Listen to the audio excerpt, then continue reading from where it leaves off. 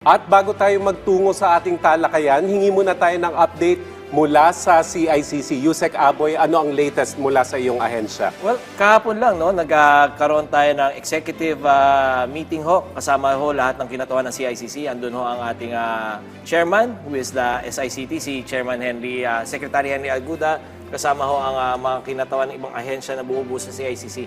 Andun ng NBI, andun ang DOJ, OOC, at saka andun din ho ang PNP. So, sama-sama ho kayo nag-discuss about certain policies regarding on how to prevent scams, lalong-lalo na pangalawa yung e-subpoena natin para mas mabilis yung pag-detect ng mga numbers sa ginagamit sa pang-i-scam sa atin. We also discussed about the possibility of adopting a policy on cyber-terrorism dahil wala pa talaga definition yun ngayon sa atin, Joe.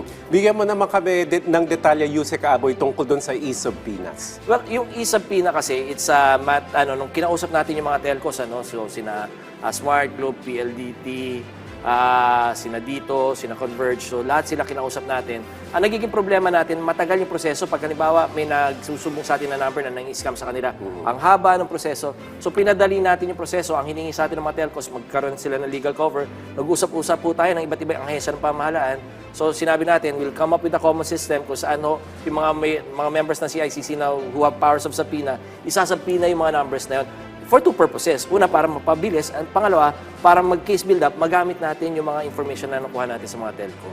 Speaking of scams which involve telcos, no, napansin ko pag dumadaan kami dyan sa may Quezon Avenue, bandang Timog, parang may pumapasok na alert about points, na supposed points na na-accrue mo sa iyong rewards program with a certain bank. Sabay kaming nakakatanggap nung kasama ko sa sasakyan, pero wala naman siyang account sa bangko na yun. So, ano yung update tungkol doon sa mga ganong klaseng scam? Well, ito yung tinatawag natin ng mga IMSI catchers, no? Ito yung International Mobile Identification Subscription Catcher.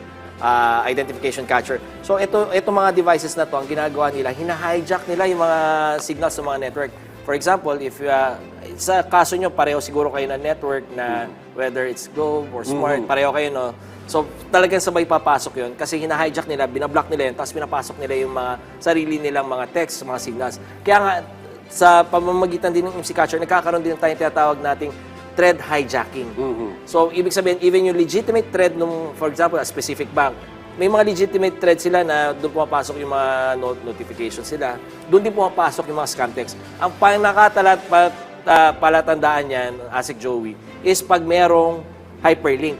Yung sa inyo ba na-receive nyo, may hyperlink? Oo, na-i-click mo daw para makita yung rewards. Tapos, doon mo daw i-avail. So, yung mga hyperlinks ay dadaling kayo sa mga scam sites. Mahigpit na pinagbabawal na ho ng ating National Telecommunications Commission na magkaroon ng mga hyperlinks doon sa mga text messages natin. So, yung number one, palatandaan yan. Siguro dahil nalalapit na, Yusek Aboy, yung Kapaskuhan, no?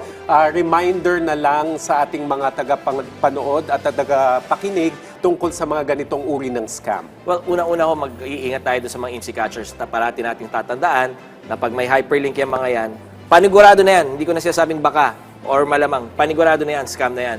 Pangalawa ho, mag-iingat din tayo kasi tumataas yung number ng mga cold scams. Lalong-lalo na tinatarget nito dahil Kapaskuhan, ang daming pera perceivably, marami tayong mga tao at saka naghahanap ng mga discount pamigay. So yung mga regalo mo sa akin, kailangan hindi galing dito sa mga scams na to .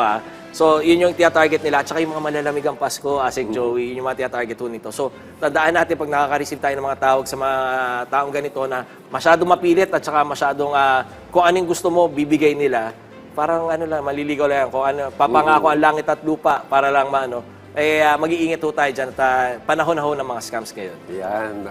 Mahalagang paalala po yan mula sa CICC. Maraming salamat po sa mga update na ibinahagi mo, Yusek Aboy Paraiso ng CICC.